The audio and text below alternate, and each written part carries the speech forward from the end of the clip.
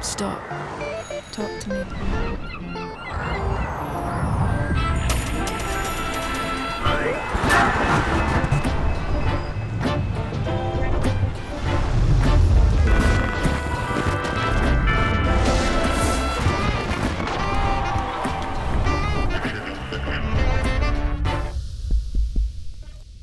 We're back at Stop and Talk. This is always the highlight of my week, so thank you for doing this. I just love being here with you, and I'm excited to know who did we stop and talk with today? With one of our colleagues, Dr. Novi and Yarber, who heads learning and evaluation at the foundation, also works very closely in an integrated way with the program team. And we had kind of an inside baseball conversation about the recent CEP survey of how grantees perceive the foundation. Yeah.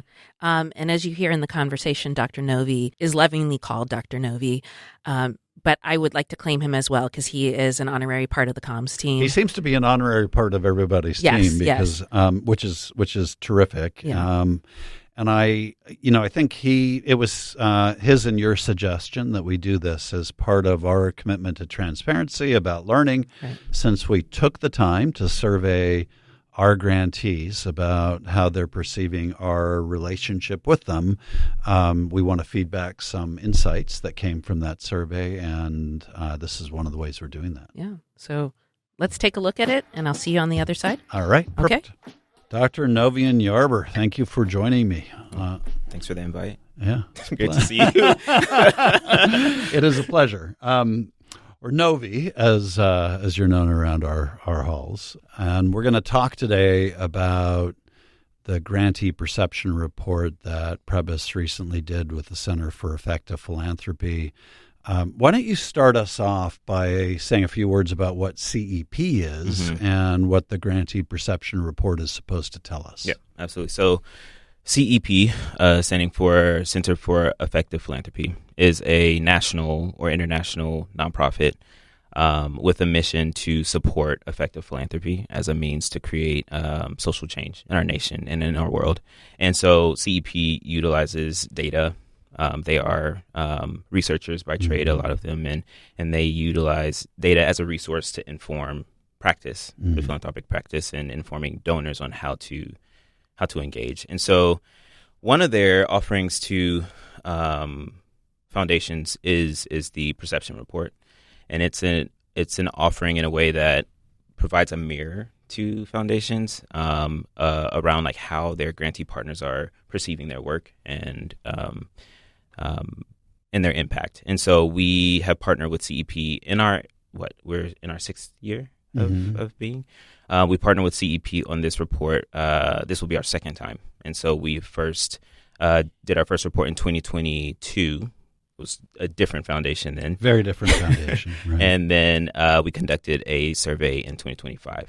Great. Yeah. Really helpful. And I think what I want to say and acknowledge, Novi, is that, when we undertook this survey, it was with the understanding that it of course would have value for us, but if we believe that if you're going to ask grantees to take the time to evaluate us, that we should share back to them absolutely what we learned and what we heard. Yep. And this is part of our commitment to doing that. I also have to say about you, and one of the things that I really appreciate about you is you're very unusual for an evaluation and learning officer. I received that. Yeah.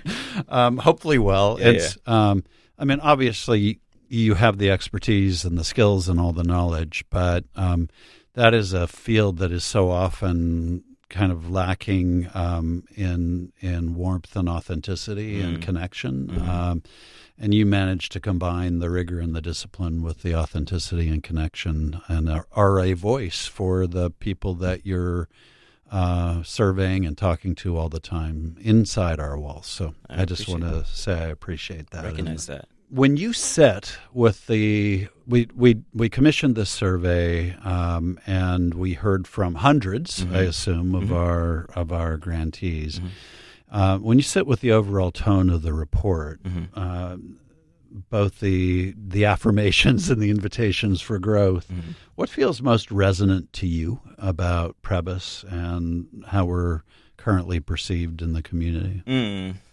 That is quite a question. I think so. They get worse. Progressively. You warm me up. So I'll start by saying, so the number of respondents we had was 169, around 169 out of our roughly, I would say 400 active grants. Right. And so the way that we, the scope of which CEP kind of took was within the past 1 to 2 years, what are some active grantees that are most present to how you are and engage with community now.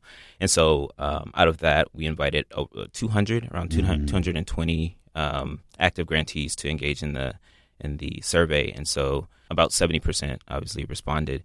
And out of that, I think it's something that I aspire to have, and I try to approach this stuff with a objective lens, which in research, there's no such thing as objectivity, to be honest.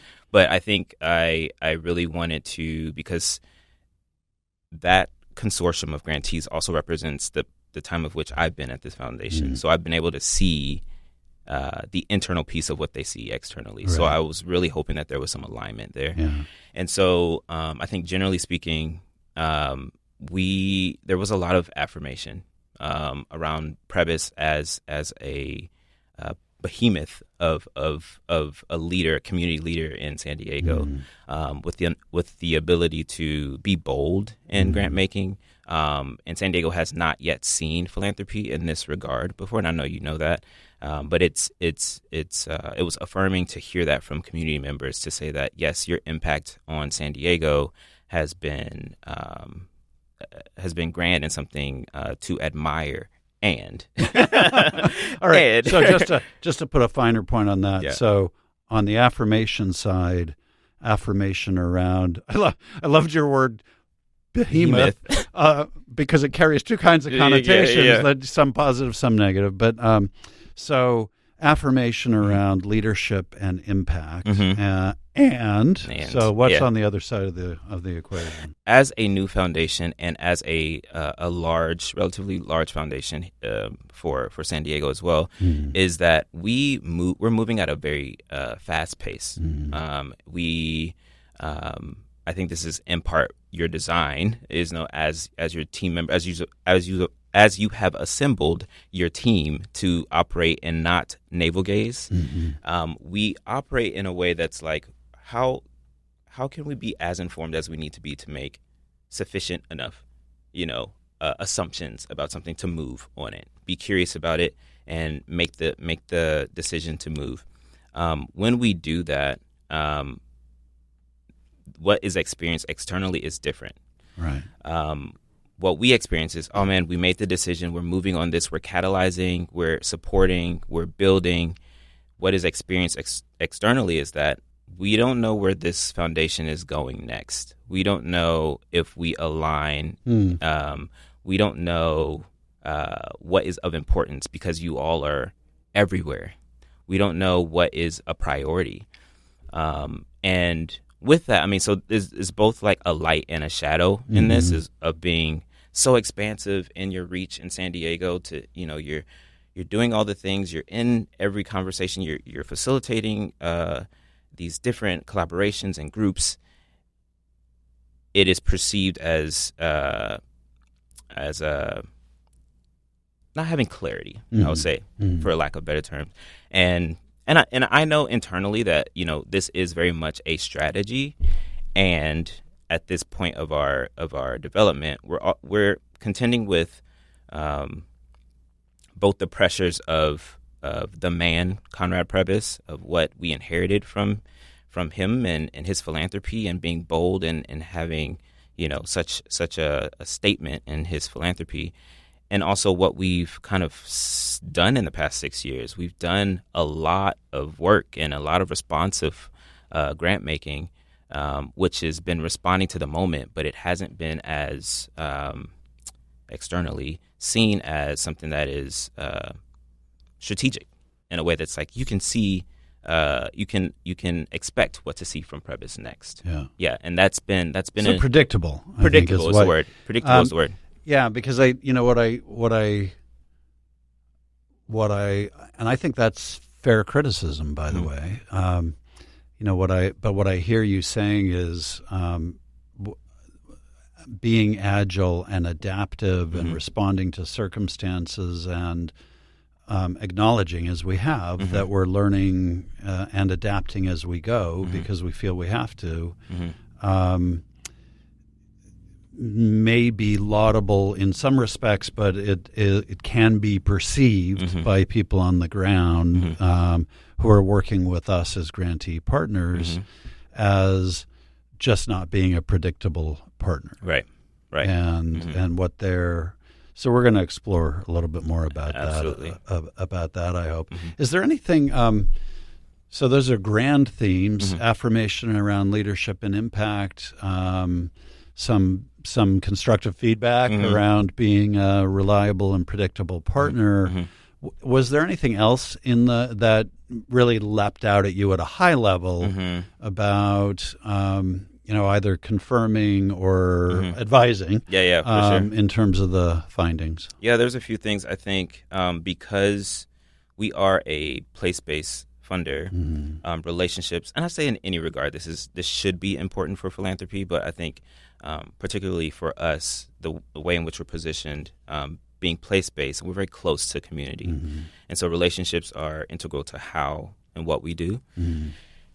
And though, we feel like we are out and about and connecting, community says we can do more, and so we're, contending with, okay, there's always going to be a trade-off for that type of work. When you think about the scope of where we've been thus far, we had over 300 grantees last year, and it's like, how can we deploy the human resource that we have to be out in community, to connect with people, and not just in the I want to show up to an event and be a representative for Prebys, but no, we mean by it, relationship means being in it with me, being in the work with me. We're checking in, we're doing the thing. So if you think about the level of engagement that relationships require, it's kind of hard to conceptualize what that would look like for such a small team here that we have currently. So that's something that I'm sitting with is yes, affirming that we have been bestowed a leadership role in San Diego, yet we still need to learn more, and people are yearning for our relationship and even more. In a more profound way. And so, just sitting with that is how do we do that? I think this was a very important finding, and it's a hard one because I think it's a perennial problem for foundations that there's always more desire if you have a good team. For them to be spending time in the community than they probably have the capacity to do. And yet that's important feedback for us. And I've been at this work long enough to know that the answer isn't necessarily more people, and we can't invent more time. So we have to figure out other ways of doing that. But I think the feedback's important. Absolutely. And I like your phrase, and you used it when you and I first talked about this study, which is sitting with it. Sometimes, it's just important to hear the feedback and then think about it and let the answers become apparent over time. Yeah. I've been curious about something because this is not your first rodeo, and you have a history with CEP and the perception survey, and I'm curious from a leadership lens, why is perception important? Like, what's the significance of perception? Well, this would be an interesting conversation, especially for you as an expert in research and evaluation and learning, and but there is a lot of research about the correlation between how foundations grantees perceive them and how effective that foundation really is. One very simple way of understanding this from my perspective is in this work, it is so easy to begin smoking your own dope, where you start just believing, oh, we're doing great work because everybody says we're doing great work, or because smoke for sure. Yeah, and let's face it, a lot of the work feels really great, and it should be great work. But what is hard is to get critical feedback. And so the idea with the Grantee Perception Report was to create a mechanism for honest but productive feedback to come back to the foundation. And the reason that the number of times that CEP has done this survey is important is generic rankings about how you're doing tend to be positive. And I appreciate that. Unless you're really horrible, people should have nice things to say. But the passion of those relative to the passion of others in other communities is how you know, is this good or is this not good? Right. So the fact that they have a comparison set helps us see, oh, is this good or is this maybe not as good as we would like to believe it is? Very helpful. I think that's why. Yeah. I'm curious. Did you want to follow up on that, or did you? Oh, I've always got questions. Well, we can get to them. Yeah. I wanted to push you on the next one, which is, and then maybe we can continue on that. But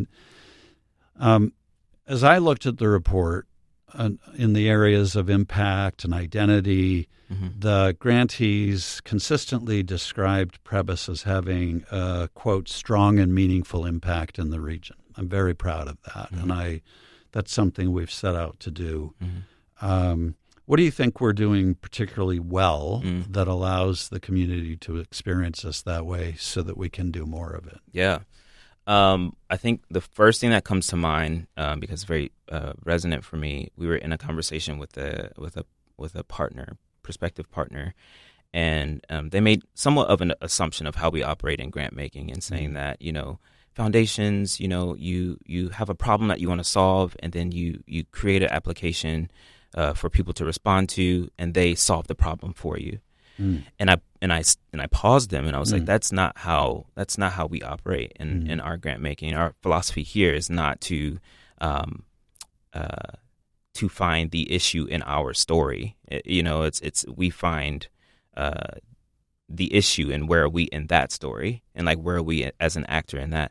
And I say we start by doing research, right? We always start before an initiative begins, or we even conceptualize an initiative. Our POs are very skilled at being in community and understanding what the issues are as they relate to our impact areas, right? And I think that goes a long way. And one, community knows when you're out trying to learn. They can see you trying to learn, see you showing up. They see you taking information back. They see you applying, what you learned. And there's, we're trying to work on like closing the feedback loop right now. But I think that goes a long way to see that, you're actually listening. I mentioned that this was an issue, and now I see it as a formalized initiative where it spans not only my sector but other sectors, right? Like or organization. So I think that is something that is a strength of ours, because our POs, program officers, for those who are listening, the program officers are very deliberate around how initiatives are, one, understood, issues are understood, and then how we go about approaching them. We're becoming more and more sophisticated around that, which means we're in ongoing conversations with community. And so, therefore, if it's relevant to the community, they're going to say that we're having an impact. If we're missing the mark, they will let us know. They will let us know. For sure. Right. Yeah. I love that. I love how you answered that question too, and placing us not at the center of the story, but as an actor in the story or a player in the story. Lot to unpack there. But, if you think about how we were so young, You mentioned our 6th year, which we've really got 5 years behind us, and we've been learning on the go about what works and what doesn't in this community. As we continue to mature as a place-based foundation, how do you see our identity evolving, do you think, based on what you're seeing? Based on what research? I'm seeing, I think we're going to be even more deeply integrated in community. Yeah. I think it won't be a surprise if you see a Prebys staff person at a community event. Like, it's not just a luxury. Like, it's almost expected. I think that's what I could see us doing, because one, community is asking for it, and because we are moving into a relational, more relational, deeper relational, multi-year kind of approach to our grant making. We're going to be able to do that more and show up more and not be spread so thin across hundreds of grantee partners that are doing amazing work. Right. Not to minimize that. And of a team of 22 and 6 are charged with being out deliberately in community to do the things. You're by definition stretched thin. Yeah. And by the way, you wear kind of 2 hats in that you're, because of the way that you have designed our learning role, you're part of the program team. You're not just a consultant that comes in and say, do this. Right. Yeah. You're not sitting in a sort of off on the side somewhere judging everybody. Oh, yeah. So, but that gives you a special, I think, insight into what it's like to try to be in relationship from the standpoint of a small group of people with a much larger group of people. Yeah. Who, by the way, I think are right to expect a certain level of access, exposure. We had a couple of things come up in the report where we heard from grantees who hadn't had any kind of follow-up, and that wasn't the rule. It was by far the exception, but you don't want to hear those stories. Right. And more broadly, just a thirst for more face time, more opportunity to give and take. As you've talked to colleagues at other foundations, is that a common refrain, and how do you hear them wrestling with it? I think it is common, and let's demystify that a closer relationship does not imply more funding, right? And so I think, and that may be an assumption that is often made. I think it is often made, which is fair. Like, this is part of the partnership. They don't want just be partners with us because we're great people. Yeah, sure, but like this, we all play a role in this work, and so part of our role is to resource the work. And so in deeper connections, what I hear is that everybody wants more face time. For us, I think it's a little bit more nuanced because we are place-based and because we are large. Yeah. There are often times where our colleagues are national foundations and the grantees are across the nation. So it's not expected that, we have a program officer show up at our events, where in this case, they're like, I know where your office is. I know where your office is, and I saw you drive in today. No, I was kidding. But like, I think that's real. right. Yeah. So I see you at this event, or, I saw that you had posted this thing. I'm curious about this. Let's follow up about this. Yeah. And so, I think it's a desire. I would want that too as partnership. When I think about partnership, that's what I would expect as well. And, I just thinking about like to not romanticize partnership in a way that's like we're accessible, like your own staff, right? Like your internal staff. Like, I think that's where kind of gets conflated a little bit. Yeah. I mean, that's actually something I wanted to drill down on even a little more. I mean, there is this invitation coming out of the data in the CEP report for, it expresses a desire for deeper engagement. I love what you said, that maybe in part that comes from an expectation that deeper engagement leads to more funding. But it's also very real and human for people who are working together as partners, and I think you said this, to want to be in deeper relationship and feel like. But how else do you interpret what you're hearing around that? Yeah, I think in part is I would say, and maybe this is a biased opinion, maybe it's about learning. Like if we're in closer relationship, we can learn together, and not kind of default to like a funder grantee relationship where I just need to report the good things to you, or I can't tell you about my losses or my lessons. You know what I mean? But if we're in a relationship, I can tell you that I had a misstep. And you not take it out on me, right, or you not retract funding, or or I'm not considered for the next round of funding. So in my biased opinion, because learning is my lane, is I think that it's also about how can we build a relationship where we can exchange the wins and the losses and the advancements and then the setbacks, and in pursuit of this shared goal. I don't think that's a biased answer at all. I actually think that's a profoundly meaningful answer, because it is the type of relationship we profess to want with the organizations that we fund. And I believe that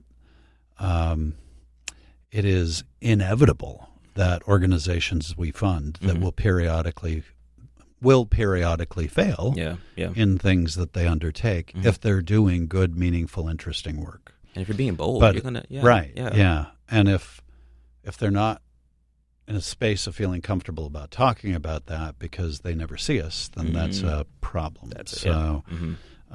Well, I'm glad you're taking that on from a learning perspective. But I think what we have to acknowledge is that this is a real dynamic, and we have to continue to pay attention to it. I mean, it does raise the issue of how I think I also saw in the data, correct me if I'm wrong about this, but that there was there's a broader thirst for us to be more broadly engaged. And it's not just they all want, everybody wants the time of our 6 program-related folks, but they also want us to be more broadly present across all manner of activities and organizations in the community. And there is kind of a rule that, if you're everywhere, you're nowhere. And how do you think about how should we sit with that sort of feedback? Yeah. And you're referring to the data point that kind of spoke to, yes, the foundation has immense impact on San Diego and our region. However, it does not understand my own challenges. That kind of. That's a related point. Okay. Yeah. Okay. So that one's hard, because I think that we can, to your point, do a better job of sitting with the challenges of our partners, and maybe soliciting, what are you challenged with? I don't know if we enter conversations like that. I think our approach to it in philanthropy does it often is like, what are you learning, right? And if you are a reflective organization, you can talk about some of that, through like reporting and such. But then it becomes a little bit more like linear and rigid and all the things when it goes through, all the chat GPT. No, I'm just kidding. But I think we can do a better job of actually asking, ourselves, are we ready to receive the challenges that are the real challenges of our nonprofits? And the realities for me, and maybe this is a projection, is that if and when we ask, are we ready to respond? Because to just solicit and say, what are your challenges, but we're not ready to respond with a let me assist or let me support, that is a recipe for disaster. Frustration. Right. Well, frustration and maybe disaster. Yeah, certainly. Actually, that was an interesting data point, and you called it out really well, better than my question did. But that data point about So the foundation is perceived as understanding the region's issues, as providing leadership on the region's issues, impact on fields that individual organizations are working in, high value there. But and to your point, not understanding my organization. And so your point would be we need to get better at maybe asking about those challenges, but that requires us to be prepared to do something about them. And maybe it's not our responsibility to be, and I don't want it to sound like a savior complex, right? It's like to do because the foundation can't do everything for everybody, right? But I think it's like in partnership, how would you respond if someone says, I'm challenged with this? Yeah. Like, can we direct other resources? It doesn't have to be grant dollars, but that's the I think the capital and the influence of foundations is not just financial capital, but it's also social capital. It's you can connect resources, and so I just think we just have to work on that skill of how do we operate in partnership in that way. Great, being responsive. Before I move on, you said you had lots of questions. I always have questions. Yeah. Do you want to throw one on the table now? And then we'll move on to more of the findings. I think the big one that's coming up is around that predictability question and adaptability. Like I know that is your and I think maybe it's assumption or a projection, but I think that the way in which the foundation operates is a reflection of you, right? You're an adaptive leader. Like you shift and move and do other things.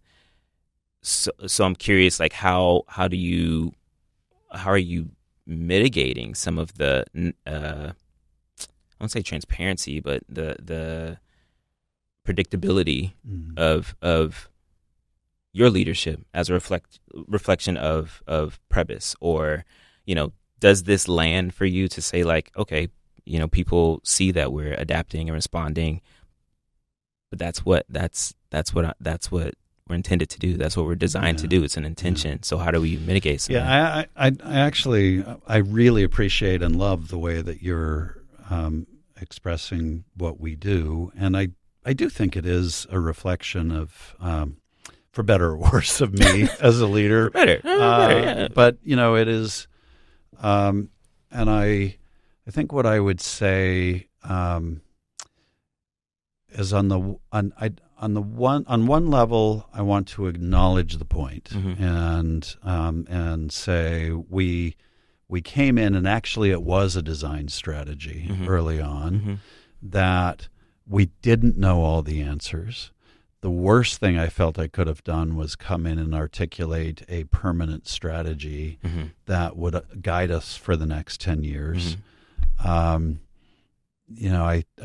did not feel that I knew enough about San Diego or that San Diego knew enough about the model of what large philanthropy, large regional philanthropy can do, or that we had the relationships in place to begin to do that.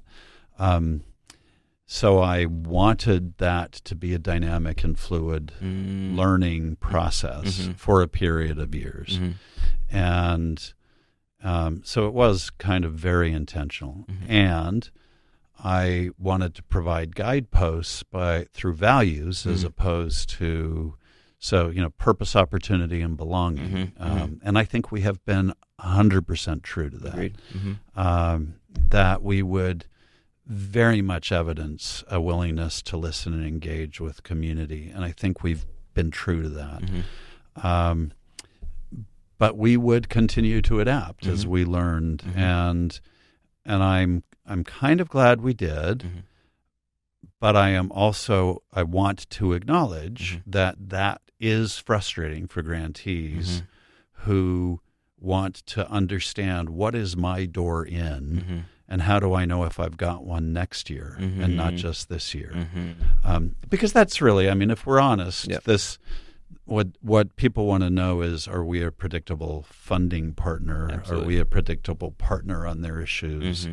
And I think many organizations through that time have found us to be that, but they have felt it's been in kind of different ways every year because we have adapted for sure. sure. Adapted for sure.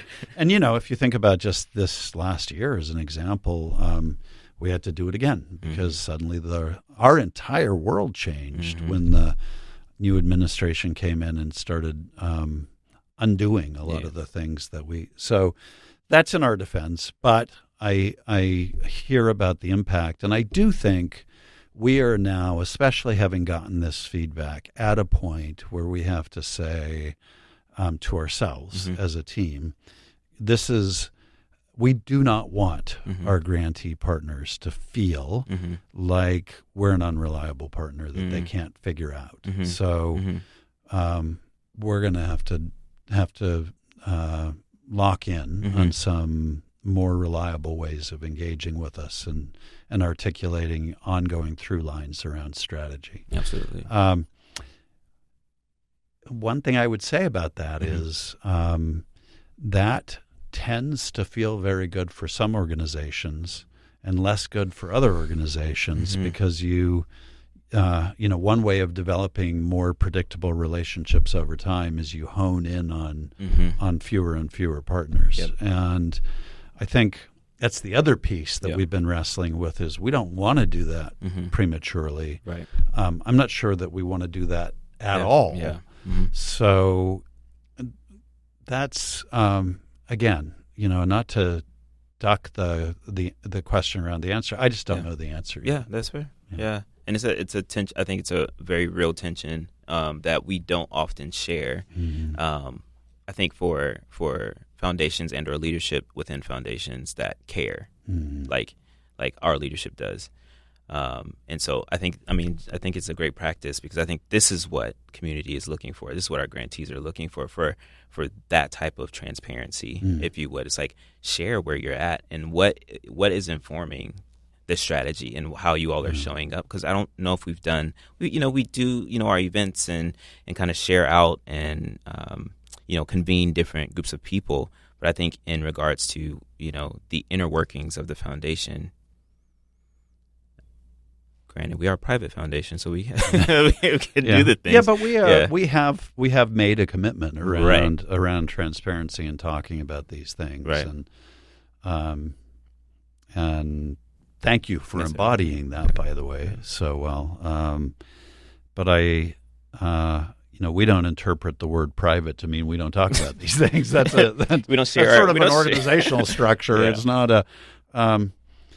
But I think that this is, what did come out in the survey was this sense of moving goalposts. I'm looking at the language that, that as our strategies evolve, the goalposts get moved, and I think that feels bad. So we want to, figure that out within the context of everything we just discussed.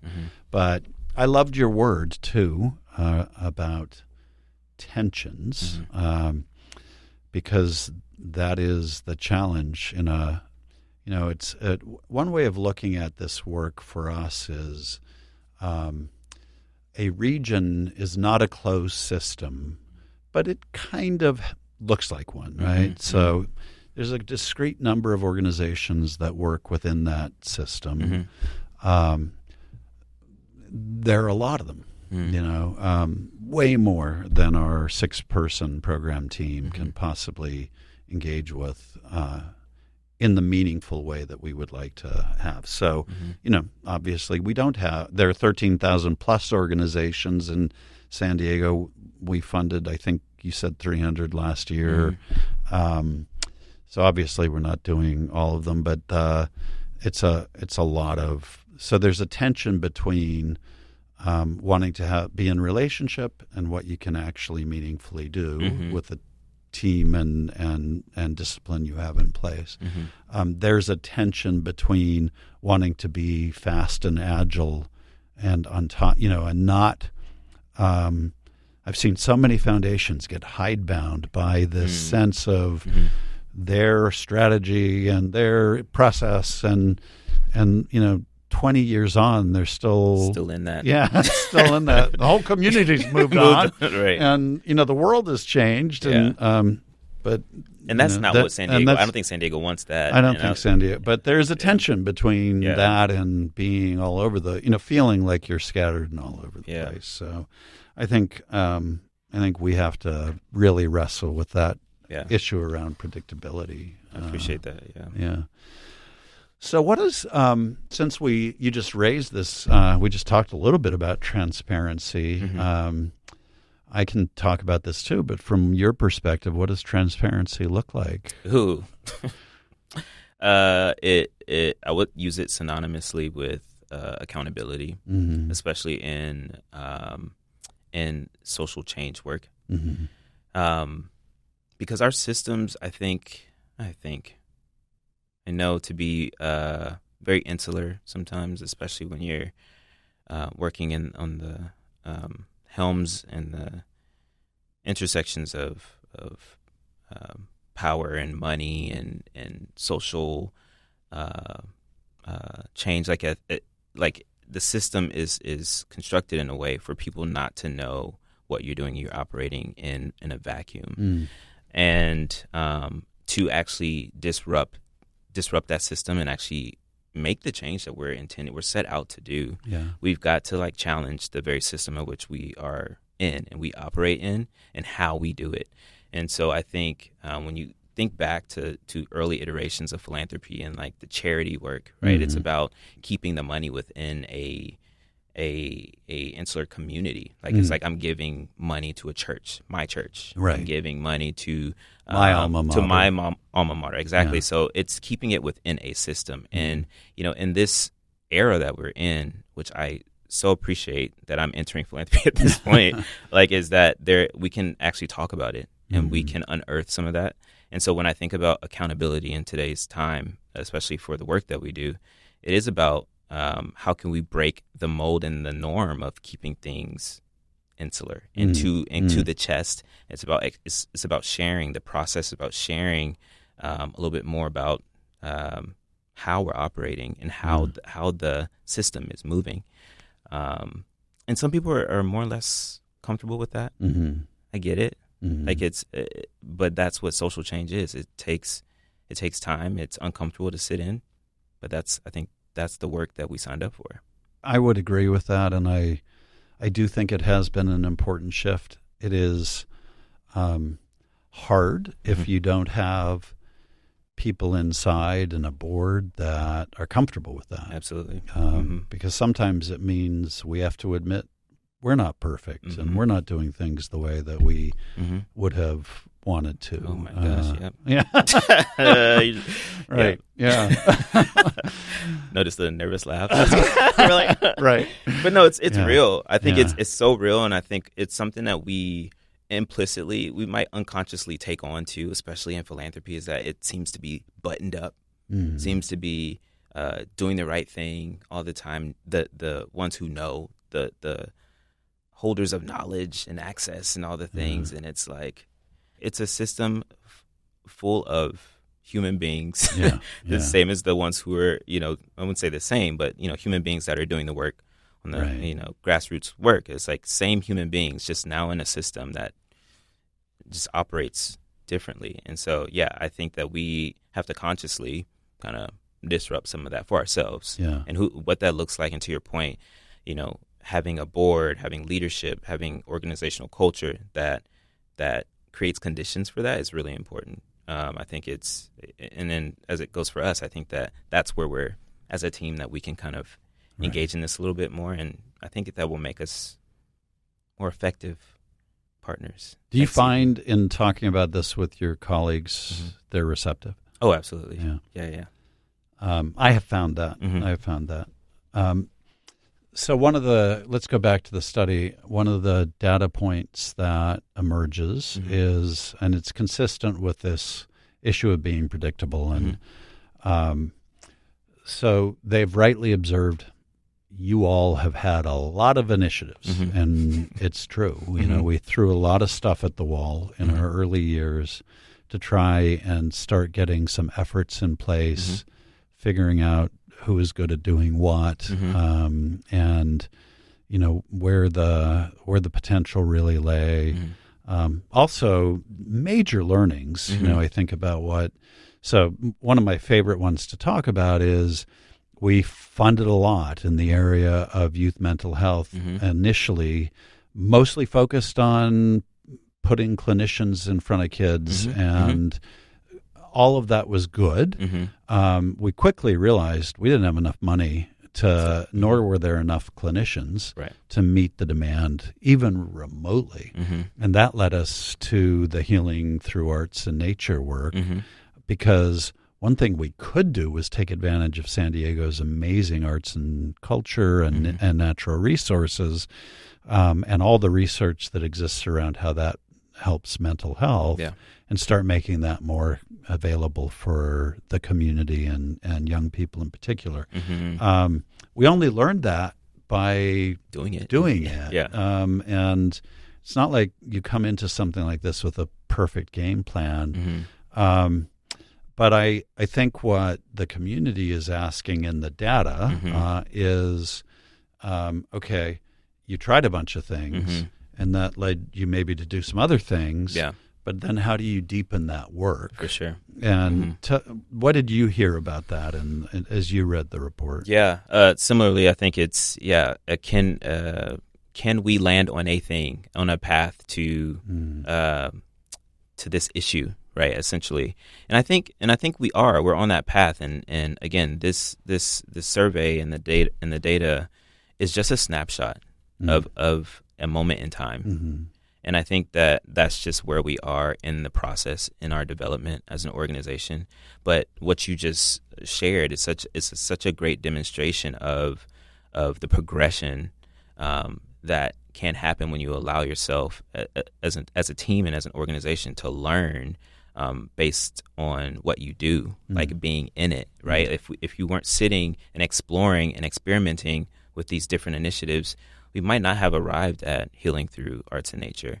And we might not have gotten to know such incredible practitioners who are offering healing resources that go beyond clinical, interventions. So I think, and if we were to take the CEP at that time during that initiative, they probably would have something else to say. But look at what happens after that, right? And I think so right now it's just a moment in time. I think we've got so much more to learn, and my hope is that the community is with us along that journey, because we can't learn on our own. It's going to be a rough ride, very lonely ride without that. So we're on our way. We're on our way. As long as I think the key point, integral point, is that the way in which we get to the thing can change. But to the point of that quote that you said, the goalpost or the vision of San Diego should not change in the goal of an initiative, right? So, with your example, attending to youth mental health and well-being has always been, the priority has been a priority. We might have gone about it different ways, but it's always been the priority. And same with healing through arts and nature. We might have expanded the aperture a little bit, but it's still a priority to say we want to attend to the mental health crisis that we have here in San Diego. It just looks different. It just feels different. So that I think the community can be confident in. That's helpful. I do think this long-term question for us is, I am absolutely committed to keeping us an agile, adaptive foundation, because I think the worst thing that happens for philanthropy is that we become stuck and that we stop evolving in the way that the community needs us to. But if you look down the road at if we're doing that better in a way that is the community can receive it also as good partnership, what would that look like, do you think? I would say there was even more. This is one indicator to me, is there was even more activity, momentum, energy, activation around the work that we're taking part in. Again, not our work, but the work that we're taking part in. Meaning, there are more foundations coming online and joining the party. They're committing long term to San Diego. There are partnerships not only between foundations and CBOs or community-based organizations, but across the spectrum, across the sector, thinking for-profit, thinking our B Corps, thinking government. Like, people are rallied around, like, let's operate like an ecosystem. We talk about it all the time, but like let's truly like operate as an ecosystem. And that's where I can see if we're doing our job right, we're going to have more people join the party. Great. Yeah. Like that. So what else comes up for you that you that you would like to ask me about? Oh, stay tuned for part 2. Just kidding. I mean, we touched on the major themes, I think, that came out of the report, so I'm not putting you on the spot. But I think that's a good question. But I think how is it going for you thus far? San Diego, like it's a lot. Part 3. right. It's a lot, right? Yeah. The organization itself has done a lot, and leadership is the lens of which I look at things. That's my background. So I'm thinking about it in terms of like you coming into this new space and context, and then leading this organization to this point and beyond. Like, how has it been? And you're navigating all the crises as an org leader. I don't know, people checking in on foundation leaders. Well, well, first of all, thank you for asking me the question. And I love San Diego, and I love what this community has the potential to be. I get frustrated sometimes by how we get in our own way, and I look for ways for us to disrupt that on issues that I think are really important and core to us. I love the community and its capacity to be entrepreneurial and innovative, and to really have its own unique way of developing progress. I had a funny moment when I first came to town, and I remember this vividly. I've never talked about this, but I was having a conversation with a very wealthy donor in the community whose name was probably known like Conrad's name was known, and he we were introduced to each other, and he said, "Oh, you're the new guy who's going to show us how it's done," and I felt, first of all, set up for failure. You're like, great, and I felt really bad because I what I really realized, and I sat with that actually for a while, but what I realized was, and it actually played out over the next year or two. I knew a lot about how regional foundations can exercise leadership and power in creative ways in partnership with the community to change community. But the way in which that happens is different for each foundation and for each community. And so it has been really humbling, actually, to come in with this expectation around expertise and have to acknowledge you don't know all the answers, and that you have this experience and this expertise, but San Diego is different, and people in San Diego are different, and you still need to know the community because this ain't that community where you came from. But that's been good for me. I mean, it's again, I do love learning, and I don't always love feedback. But none of us does, right, but right. I do love the getting to reinvent the model of philanthropy. And, I will tell you, I'm really proud of Prebys, and it's unlike, this is not a clone of where I came from. This is its own thing, and it's a San Diego thing. In addition to, being a reflection of my leadership. Thank you very much. But it is it's a San Diego thing too. And it's a reflection of this team that we've built. Anyway, so I'm it's been great. It's been humbling. It's been I'll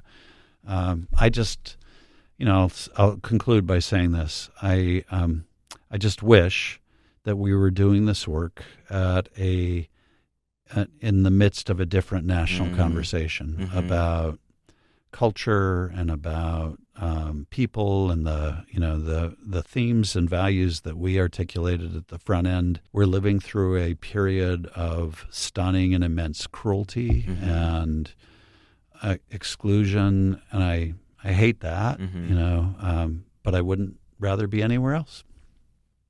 Well, thanks for being here. Yeah, well, thank you for being here. I was like, this is my podcast. Thank you. And I do, maybe a great place to conclude for both of us would be if they were in the room, which they kind of are through the miracle of our technology, is to say to everybody who participated in this study and who took the time to fill it out, thank you for doing it. You're helping us learn. You're helping us get better. And hopefully you'll see that reflected in how we not just talk about it, but how we engage over the next few years. Yes. Thank you. Thank you. All right. Well, what did you think of that? I appreciated the reflection. I've been here since the start of the strategic plan.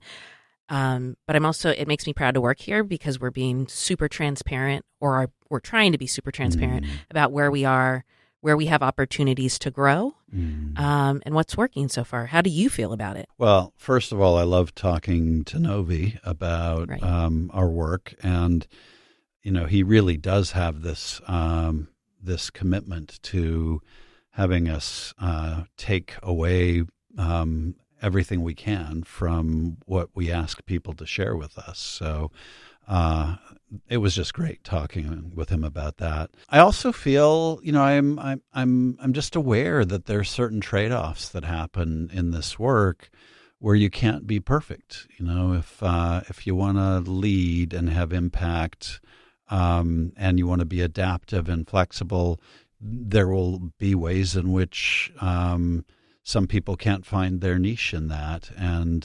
And so how we manage that, because we do want to be a foundation that lives its values, is, I think it's important for us to reflect on that. I'm grateful for the opportunity to do that. I'm just also aware of how complicated that is. Right. Off of that, how complicated it is, I appreciated that you talked about this is not a clone of what you did at Heinz, It's very telling. I think we just all assume because you were at a foundation that you've done this and it's rinse and repeat, but it sounds like you've been very intentional and you made sure the foundation has been super intentional with that as well. We've invented in some ways similar, maybe at a values level and a notion of how to exercise influence through a regional philanthropy. That absolutely. But we've invented our own thing here, and it's very much a bespoke San Diego model, invented in concert with our board and our staff and our community of grantees. Yeah, I think that's super apropos, where we don't like to just copy other people. We have to do our own things. Good job. Good job. Yeah, thank you. I wish we had more time to talk about it, but I think this is an important conversation to understand the foundation and how we're evolving. And it's also terrific just to get to profile one of our colleagues. Agreed. And share his wisdom with our audience. So I'm glad we did it. Yeah, I'm glad we did it too. And thanks everybody for listening and taking the time to stop and talk. Thank you. Stop. Talk to me.